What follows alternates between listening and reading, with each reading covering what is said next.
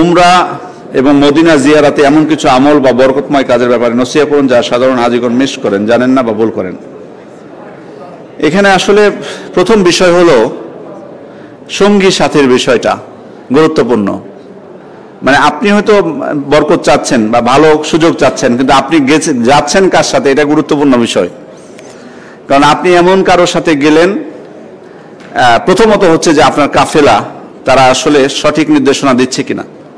কারণ বিশেষ করে যারা নতুন যান, আপনাদের তো আলহামদুলিল্লাহ অনেকের যথেষ্ট তাওহীদের জ্ঞান আছে, ইবাদতের ক্ষেত্রে যথেষ্ট জ্ঞান আছে, একাধিকবার গেছেন, কিন্তু নতুন একজন ধরেন আপনাদের মধ্যে থেকে যাচ্ছেন হজ উমরা এবং খুব বেশি জানেন না ইবাদত সম্পর্কে বা ওখানকার জায়গা সম্পর্কে। সেক্ষেত্রে একটা জিনিস, ওটা তাওহীদের দেশ, বা তাওহীদ নষ্ট করারও ওখানে বেশ কিছু উপকরণ আছে, এটাও কিন্তু মনে রাখতে হবে। মানে আমি সহজ ভাষায় যদি বলি, ধরুন আপনাকে নিয়ে যাওয়ার পর বললো যে অমুক কবরস্থান, বা ধরেন মদিনায় নিয়ে গেল, মদিনায় বললো যে প্রথমেই মদিনায় যাওয়ার পর প্রথমেই তোমার কাজ হবে রাসূল সাল্লাল্লাহু আলাইহি ওয়াসাল্লামের কবর জিয়ারত করা। রাসূল সাল্লাল্লাহু আলাইহি ওয়াসাল্লামের কবর তো বলবে না, বলবে রওজা জিয়ারত করা, প্রথম কাজ ওটা আগে আপনাকে করাই লাগবে। এটা হয়তো বলতে পারে আপনাকে, বা আপনাকে বলতে পারে যে মদিনা থেকে বিদায় নেওয়ার সময় অবশ্যই রাসূলের কবর জিয়ারত করে তোমাকে বিদায় নিতে হবে। বা এমন কিছু জায়গা বলতে পারে যে এই জায়গায় এসে দোয়া করলে দোয়া কবুল হয়। তা আমার আপনার জ্ঞান যদি ওই বিষয়ে কম থাকে, তখন সে ফাঁদে পড়ার সম্ভাবনা থাকবে, অলরেডি পড়তেছে অনেক মানুষ। তা আমি এই জন্য বলবো যে প্রথমত আমি কাজের সাথে যাচ্ছি, এটা অত্যন্ত গুরুত্বপূর্ণ বিষয়। কারণ হতে পারে যে আপনার উদ্দেশ্য ভালো, আপনি চান যে আপনি তাওহীদের উপর স্থির থাকতে, আপনার ঈমান যাতে ভঙ্গ না হয়। আপনি যেমনটা বলেছেন যে উনি উপর নেকি চান, বরকত চান, কিন্তু ওরা তো আপনার বরকত তো দূরের কথা, বরকত যেটা আছে বা নেকি যেটা আছে সেটা হয়তো ধ্বংস করার ব্যবস্থা করতে পারে, এমনও আছে এমন কাফেলা। এবং এখানে কিন্তু আমি একটু বিস্তারিত বলে, হয়তো কথা লম্বা হয়ে যাচ্ছে এই প্রশ্নে, তবুও বলি যে এখানে কিন্তু অনেক সুবর্ণ সুযোগ, যারা হজে যান বা 15 দিন, উমরা 15 দিনের ধরুন প্যাকেজ ধরে নিই, এখানে কিন্তু এই সময়টা কিন্তু আপনি সম্পূর্ণ কিন্তু কাজ থেকে কিন্তু অবসরে চলে গেছেন। খেয়াল করুন, ওখানে তো আপনি কোনো কাজ নিয়ে যাচ্ছেন না, তাই না?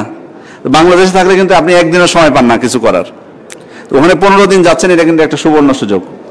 এখন যদি ভালো কাফেলা হয়, আপনাকে সঠিক নির্দেশনা দিবে, উমরাটা আপনাকে করাবে সুন্দরভাবে, আপনাকে যে ইয়াগুলো আছে, যেমন বেদাতও কিন্তু সেখানে করা আছে। যেমন ধরুন আপনাকে নিয়ে গেল হেরা গুহায়, আপনি উঠলেন, ভালো কথা, এটা স্বাভাবিক, মন চাইতে পারে, প্রথম গেছেন জাবালে নূরে উঠবেন, উঠার পর ওখানে যে দেখবেন যে কিছু মানুষ সালাত আদায় করতেছে, আপনি তখন বললো ও তাহলে এখানে তো যেহেতু রাসূলের উপর ওহী নাজিল হয়েছে, এই স্থানে সালাত আদায় করা কি বরকতময় কাজ, আপনি করে ফেললেন।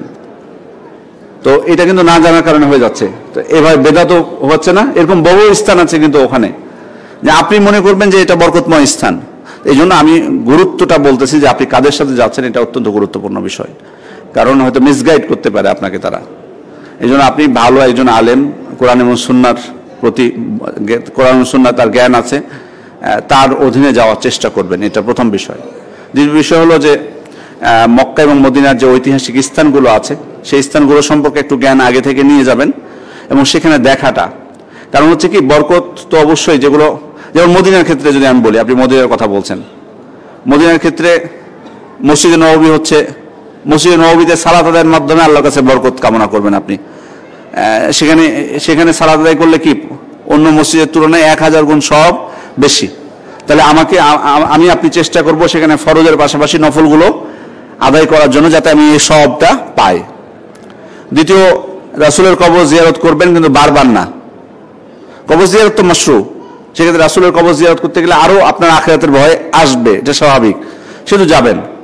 বাকিউল গরকাত, যেটা জান্নাতুল বাকি বলে, বাকিউল গরকাত কবরস্থান, সেখানে আপনি জিয়ারত করবেন, এটা সুন্নাত, সেখানে আমি সওয়াব লাভ করব। উহুদের ময়দানে আপনি যাবেন, উহুদের যে 70 জন সাহাবী শহীদ হয়েছিলেন তাদের কবরস্থান, সেটা জিয়ারত করা, এটাও সুন্নাত। মসজিদে কুবা আপনি যাবেন, সেখানে আল্লাহ রাসূল সাল্লাল্লাহু আলাইহি ওয়াসাল্লাম বলেছেন, মান তাতাহারা ফি বাইতিহি সুম্মা আতা মসজিদে কুবা ওয়া সাল্লা ফি রাকাতাইন কানা লাহু কাআজরি উমরা। যে ব্যক্তি বাড়িতে পবিত্রতা অর্জন করে মসজিদে কুবায় যে সালাত আদায় করলো 2 রাকাত, তার জন্য একটা উমরার সমান সওয়াব রয়েছে। তাহলে এটা আপনি প্রতিদিন করতে পারেন, সমস্যা নেই।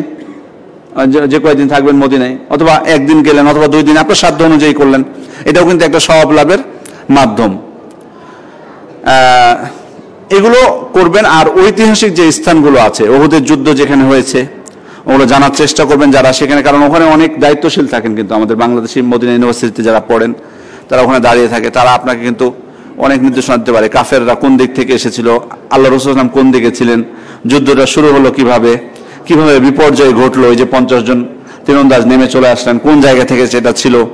এই জিনিসগুলো হলে কি হবে, এগুলো শুধু জানা হবে না বিশুদ্ধটা, বরং আমার আপনার ইমানের ক্ষেত্রেও কিন্তু এগুলো প্রভাব আছে। আপনি সরাসরি এতদিন কিন্তু বইয়ে পড়েছেন, আর ওখানে যে সরাসরি দেখতেছেন জিনিসগুলো, অবশ্যই আমার মধ্যে ইমানের ক্ষেত্রেও কিন্তু আমার ইমান বাড়বে।